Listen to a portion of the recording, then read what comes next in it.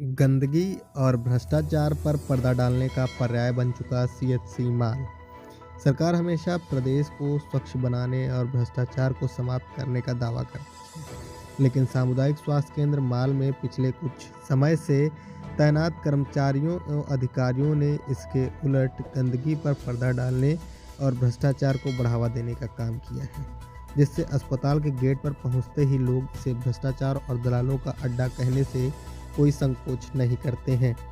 CHC में अगर भ्रष्टाचार को समाप्त करने की किसी की इच्छा होती है तो अवैध वसूली और किसी प्रकार के पैसों की मांग करने की शिकायत करने के लिए पिछले 4 अधीक्षकों से पहले तैनात रहे अधीक्षक का मोबाइल नंबर लिखा होता है।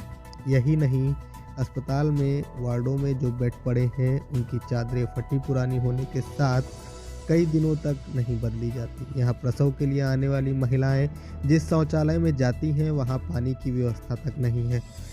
इसके अलावा जो नए शौचालय बन रहे थे वह पता नहीं कब से अधूरे पड़े हैं, इसलिए वहाँ महिलाओं को जिन समस्याओं का सामना करना पड़ रहा है वह किसी मजबूरीवश किसी से शिकायत नहीं करती। दूसरी ओर जिन 3 स्टाफ नर्स पर दोबारा अवैध वसूली के आरोप लगे हैं उनकी लेबर रूम में तैनाती कमरा नंबर 1 की मेहरबानी से की गई है, ऐसा विश्वस्त सूत्रों का कहना है। मुख्य चिकित्सा अधिकारी कार्यालय में तैनात एक अधिकारी का कहना है कि अस्पताल की व्यवस्था को सही तरीके से जनता के हित में बनाए रखना वहां तैनात अधीक्षक का काम है।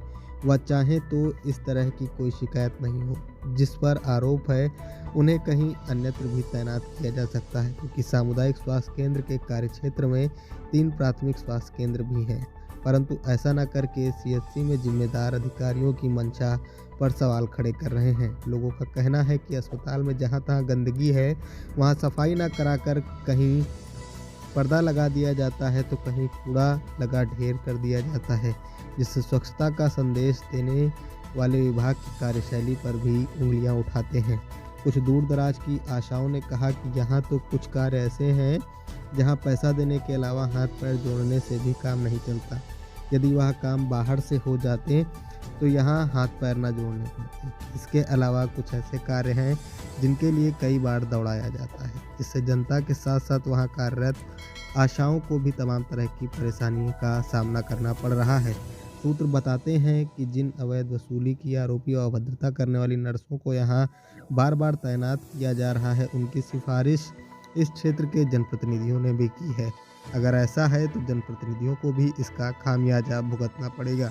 यदि इन्हें अधिकारियों ने शीघ्र यहाँ से नहीं हटाया और कार्रवाई नहीं की तो उच्चाधिकारियों तक इसका असर दिखाई पड़ेगा। माल से लेखराम मौर्य की रिपोर्ट।